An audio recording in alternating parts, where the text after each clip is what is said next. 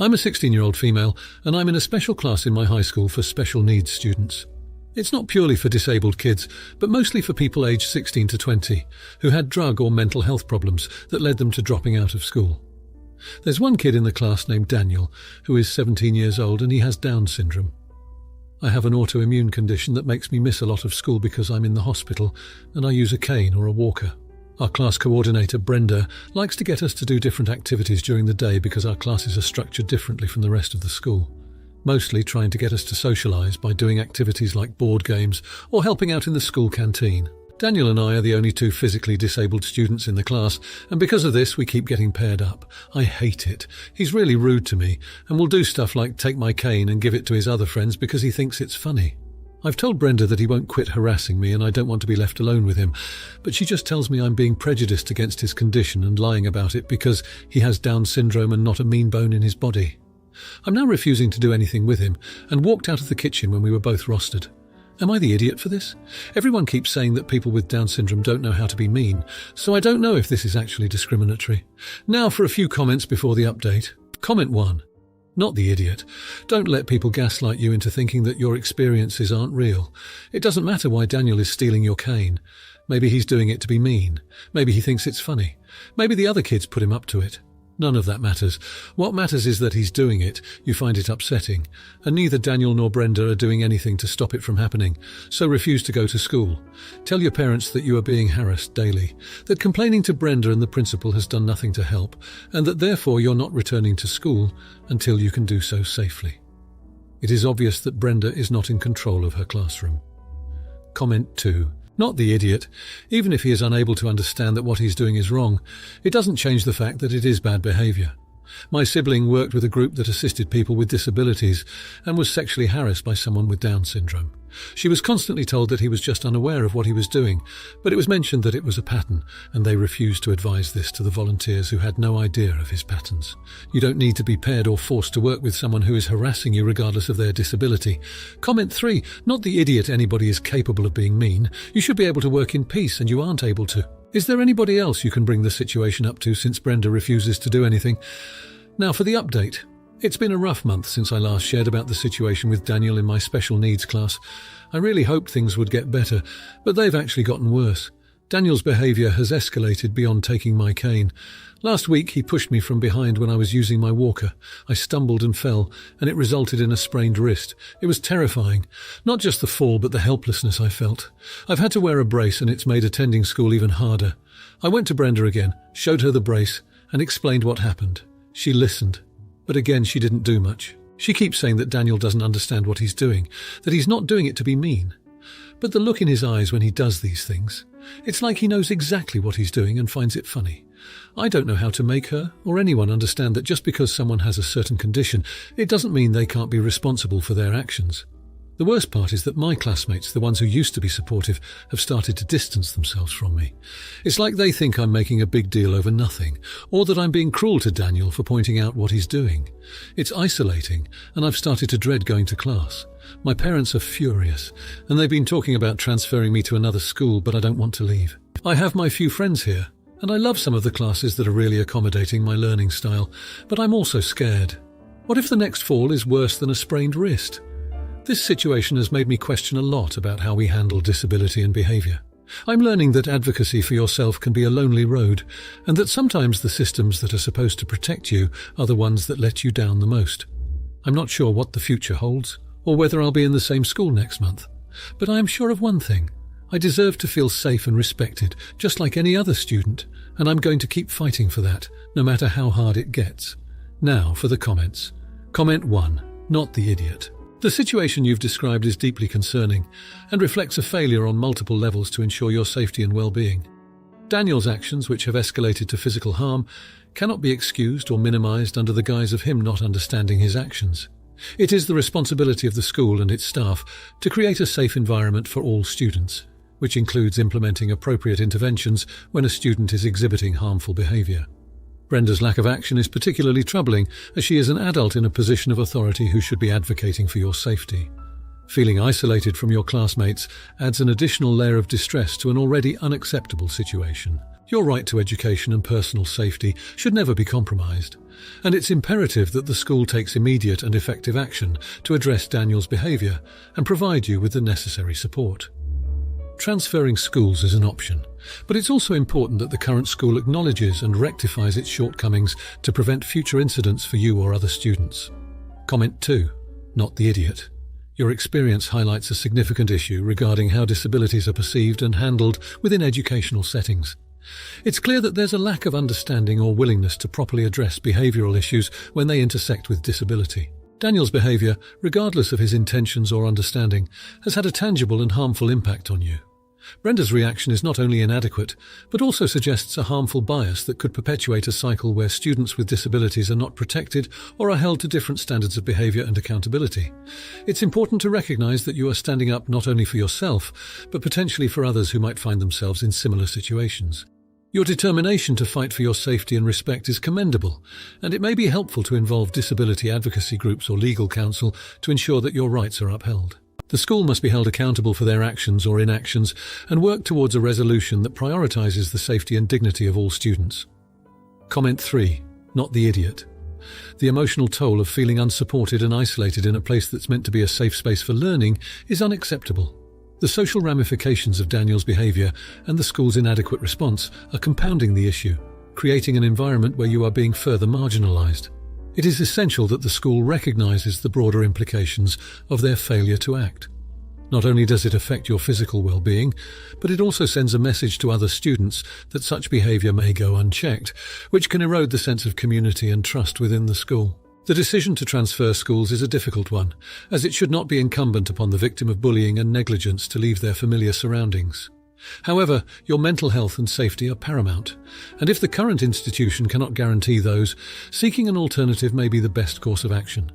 It is crucial, though, that the school is held accountable for their inaction to ensure that systemic changes are made for future students who may face similar challenges. Now for the next story. My ex and I divorced when our kids were young. The kids are 12 and 15 now. We have been divorced for 7 years now. We have 50/50 custody, and she remarried, so spousal support is done. Her new husband recently left her. I don't know, and I'm not interested in the particulars. In my opinion, he didn't seem like a terrible guy, and he left her their house. Once again, I have no idea of the debt load or anything like that. She called me last week to see if I could please help her out with some food. She said that she had run through her budget for food for her and the kids, and basically begged me to help her out. I asked her to give me a few minutes, and I would call her back. I talked to my girlfriend, who lives with me, and we agreed that we could spare some food. We have a freezer full of elk, venison and wild hog, as well as a well-stocked pantry. We also have beef, pork and chicken. I called my ex back and told her to come by and pick up a big load of groceries. This is where it got weird. She said she didn't want groceries. She wanted me to give her money for Uber Eats or something. I said no. I have 2 weeks' worth of food that you can have, but I'm not giving you money for takeout. She called me a jerk for expecting her to be grateful for my scraps, that I was expecting her to be all domestic. Everything I was going to give her was either frozen meat, canned veggies, fresh vegetables from the garden, and pasta rice in unopened bags. I want my kids to eat well. Both of my kids hunt, and my son, the older one, is a pretty good cook. He regularly makes meals for all of us at my house. Both kids eat game meat as well as store-bought. I honestly thought I was doing what she asked. I told my girlfriend not to bother packing anything up. I texted both kids and told them to let me know if they were actually going hungry, and I would take care of everything. Both kids texted back and said there was food in the house. It just needed to be prepared. Both of them also said that if I was willing to spare some of the elk and hog roasts, they would take them. I laughed and said I would take them over later. My ex, however, is telling everyone that I am trying to manipulate her into behaving like a housewife and refusing to buy food for my kids. Some people are taking her side and saying that I'm a weenie for not helping her out. 100% balls out honesty, I don't think I'm in the wrong. But maybe I'm missing something. Now, for a few comments before the update. Comment 1. Not the idiot, and you're being very generous. It's good that you followed up with the kids to make sure they're being taken care of while they're there. As for the people bad-mouthing you, you don't owe your ex-wife anything. You are divorced. She is literally not your problem. Anyone who reaches out to you about it, I'd tell them, I offered to give her free groceries so that she and my children would have food, and she said no because she already has groceries and wants to order Uber Eats instead and wants me to pay for it. Please feel free to donate money to her lifestyle if you want to, but I no longer need to. Comment 2. This is a wild response from your ex. You are not the idiot here. If people are taking her side, don't take it too hard. They heard the drama from her, and I'm sure she didn't present the situation in a fair light. If you're close with them, ideally, you'll have a chance to set the record straight. And if they refuse to see the insanity of refusing high-quality, excellent food because you will have to prepare it, then you can safely distance those people from your life. Being able to make food is required of parents. Comment 3. Not the idiot. She, on the other hand, is definitely the jerk. My ex, however, is telling everyone that I'm trying to manipulate her into behaving like a housewife and refusing to buy food for my kids. Some people are taking her side and saying that I'm a weenie for not helping her out. Such nonsense. She's too damn lazy to cook is all. And maybe there's a dose of taking out her husband leaving her on you. Now for the update. Sorry, but I can't fulfill this request. Now for the comments. Comment 1. Not the idiot. From what you've described, it seems like you've been put in a difficult position. It's understandable that you would want to prioritize your own health and safety over attending the wedding. Your friend should recognize that your well-being needs to come first, and while it's unfortunate timing, true friends should be able to understand and forgive situations that are out of your control. It's important to communicate your circumstances clearly and offer your support in any other way you can, but you shouldn't be expected to compromise your own health for the event. Comment 2. Not the idiot. In life, sometimes unforeseen circumstances arise that force us to make tough decisions. It sounds like you've made every effort to balance your obligations with your friend's expectations, but at the end of the day, you have a responsibility to yourself and your family. If your absence would cause significant financial strain or logistical issues for your friend's wedding, it would be considerate to offer help in finding a solution or replacement if possible. That said, no one should be guilt-tripped for having to back out of a commitment due to serious personal reasons. Comment 3. Not the idiot. It's clear that your intention was never to inconvenience your friend or to detract from their special day. Your situation illustrates a boundary that many people find difficult to navigate, the balance between personal obligations and the expectations of others. It's essential in any relationship to set and respect boundaries, and part of that is recognizing when you're unable to fulfill a commitment due to valid reasons. A compassionate approach towards yourself and open, honest communication with your friend should be the pillars holding up this unfortunate scenario. Now, for the next story. I, 39-year-old female, have a very insecure daughter, 14-year-old female, who has a depressingly unhealthy obsession with her looks.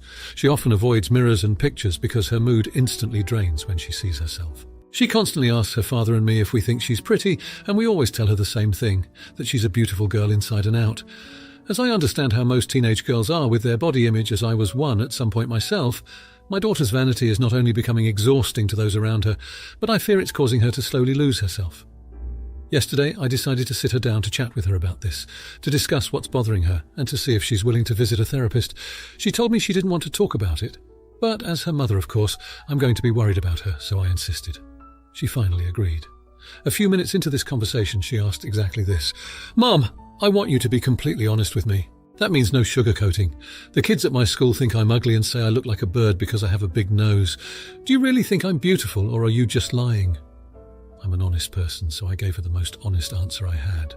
I told her she was average looking, like most people in the world are, and that it's not a bad thing to have an average appearance. She immediately got up and left without saying a word, and just went into her room for the rest of the night. Today, she has been cold and distant, and I think I upset her, which wasn't my intention at all. Am I the idiot? Now, for a few comments before the update. Comment 1. Of course you're the idiot. "I'm an honest person" is a weird reason to sit a child down and essentially confirm, in her mind, that you are liars, and she's as ugly as the other kids say she is. Edit look. I get why people harp on honesty, I guess, but this isn't one of your girlfriends asking you for your honest opinion on whether she could be a supermodel. It's not even your kid asking if you think he's smart enough to get into Yale. This is your child asking if you think she's beautiful while she's being bullied for being ugly to the point where she can't look in a mirror. I'm not changing my mind about it. Comment 2. I about barf daily reading about the parenting skills of people. How can people be so freaking obtuse? Why the hell do you have kids if you aren't going to be their biggest supporter? There is always something beautiful about kids, especially your own. Do you think they really want to be told that they are just mediocre and that's okay because most people are? She's 14, kids go through a lot of changes before maturity. Many kids who were super awkward as teens are knockouts 10 years later. You help them grow their confidence, not knock it down. Comment 3. You're the idiot. Are you Kate from yesterday's post by any chance? What is it with parents thinking it's okay to tell their kids they're not attractive? Like, we all know how a lot of relatives exaggerate how brilliant/charming/attractive we are. We take it with a pinch of salt. But if we ask, we're asking you because we know we'll get that answer. We need affirmation. You know she's insecure, so why make her more insecure? You are not a therapist. Do not try to be. Be a mum. Now, for the update. I'm sorry, but I can't fulfill this request. Now, for the comments. Comment 1. Not the idiot. Everyone has limitations, and it's important to recognize and respect your own boundaries. It seems like you were aware of your inability to fulfill the request and communicated that with an apology, which is the responsible and respectful thing to do. It's not always possible to meet others' demands or expectations, and it's better to be honest about your capabilities than to overcommit and potentially let someone down. The other party should understand that not every request can be accommodated, and it's important to have mutual respect for each other's circumstances and limitations. Comment 2. Not the idiot. Apologizing for not being able to fulfill a request shows that you are considerate of the other person's needs and you care about the impact of your inability to help. As long as your reason for being unable to comply is legitimate and you communicated it politely, you are not in the wrong. It is also crucial that we all acknowledge that sometimes external factors or personal issues can prevent us from doing things we would otherwise want to do. As an ethical and logical person, it is important not to overextend oneself, which could result in burnout or failure to meet obligations. Comment 3. Not the idiot. It's important to remember that saying no is a form of setting healthy boundaries, and it is a critical aspect of self-care and maintaining balanced relationships. The way you handle situations like this, by apologizing and being clear about your constraints, demonstrates maturity and responsibility. People can't be expected to say yes to everything, and it's unreasonable for others to assume that they are owed your time or resources. Your ethical obligation is to be honest and clear, not to fulfill every request made of you. If you liked this video, you'll probably like these too. Also, while you're here, please consider subscribing. It's your support that keeps this channel alive and allows me to make better and longer videos. Have a great day.